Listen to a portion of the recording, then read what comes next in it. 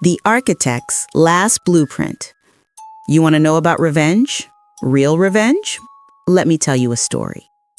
My name is Elena Voss, and I spent 28 years building someone else's empire, only to watch them try to burn me on the way out. But here's the thing about fire. Sometimes it catches the wrong person.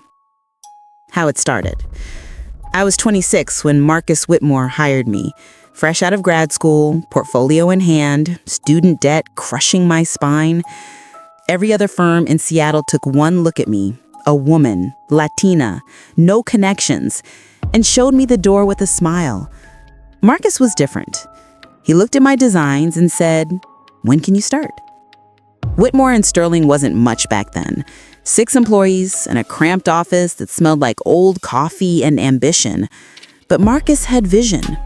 And I had something to prove. So I worked. God, did I work.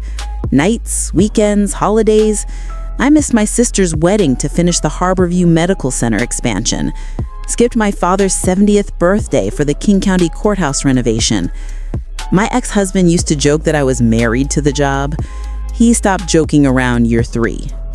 By year 5, he was gone. But Whitmore and Sterling grew. We became the firm in Seattle, and I became Marcus's right hand, the person who turned his wild sketches into buildings that actually stood up. He used to call me the architect who architects could trust. 28 years. I gave that company 28 years of my life. Then Marcus died. Heart attack. Quick, they said. Didn't suffer. I suffered enough for both of us at that funeral. His son, Donovan, flew in from New York for the reading of the will. I'd met him maybe 5 times in 3 decades, always at company parties, always with a drink in his hand and a smirk on his face. Marcus used to sigh when his name came up. Business school ruined him, he'd say, taught him the price of everything and the value of nothing. Donovan inherited it all. Every brick, every blueprint, every relationship I'd spent decades building.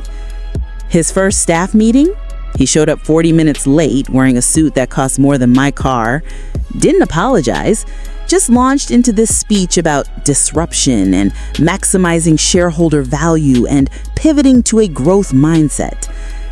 I should have known then, but loyalty's a hell of a drug. The cracks start showing. 3 months in, I noticed something odd. We just won the bid for the new elementary school in Rainier Valley, my old neighborhood. I was excited. Quality public architecture matters, especially in underserved communities. But when I reviewed the material orders, something felt wrong. We'd specified premium structural steel, the kind that'll last 100 years. The invoices showed we'd purchased it from a supplier I'd never heard of, Pacific Northwest Steel Solutions, LLC. I called them. Disconnected number. I drove to the warehouse address. Abandoned lot. The steel that showed up on site was cheap. Not code violation cheap. Donovan wasn't that stupid. But definitely not what we'd bid. Not what the school district was paying for. I brought it to Donovan's attention. Private meeting. Just us. I tried to be diplomatic. He smiled. Actually smiled. Elena, this is basic economics. We quoted premium, we deliver adequate. The difference goes to profit margin. That's how real businesses operate. That's fraud, I said. His smile disappeared. That's a very serious accusation. And given your seniority, maybe you're not adapting well to new management styles?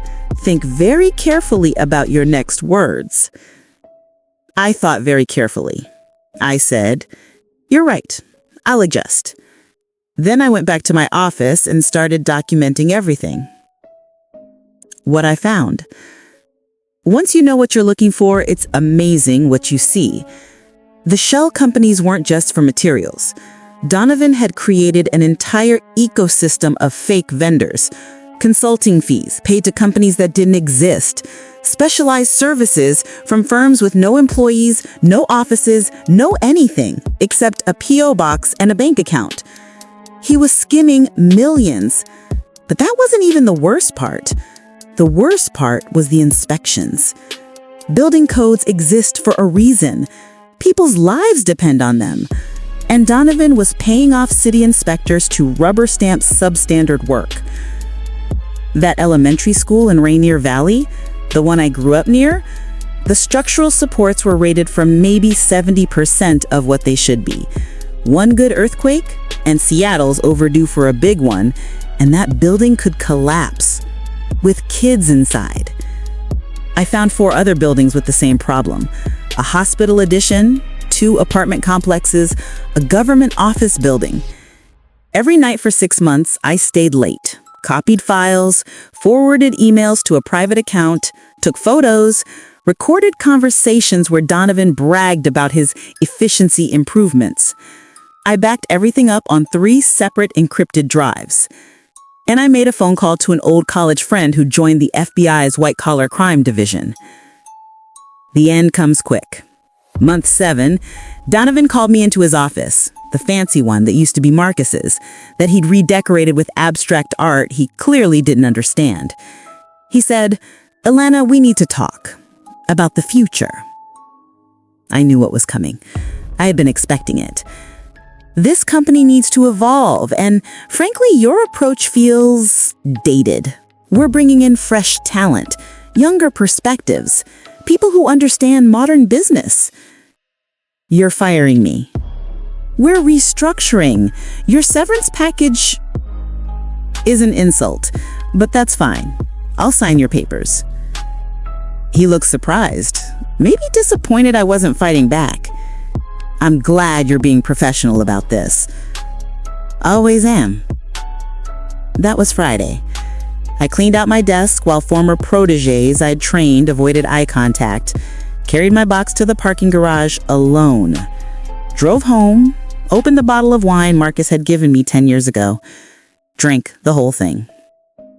Monday morning, I slept in, made pancakes, did the crossword puzzle, enjoyed my coffee while it was still hot. Tuesday morning, I got a text from my FBI contact. "It's done." Watching it burn. The news broke at 10 a.m. Federal agents had raided Whitmore and Sterling offices, seized computers, files, financial records, arrested Donovan Whitmore on charges of fraud, bribery, criminal negligence, and about 15 other things I'd lost count of. By noon, it was national news. By evening, they'd evacuated 5 buildings for emergency structural inspections. My phone wouldn't stop ringing. Reporters, former colleagues, random numbers I didn't recognize.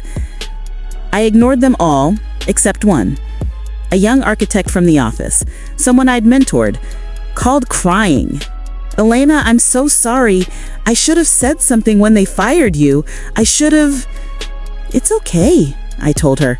"Really? Did you know?" I knew enough, and I knew the right people to tell. The aftermath. Donovan's facing 40 years. The prosecutor said my documentation made it the easiest case they'd ever built.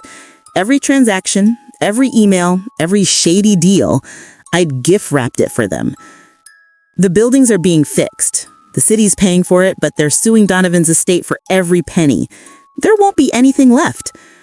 Whitmore and Sterling is done. The firm dissolved. Marcus's legacy, the real one, the buildings we actually built right, that will survive.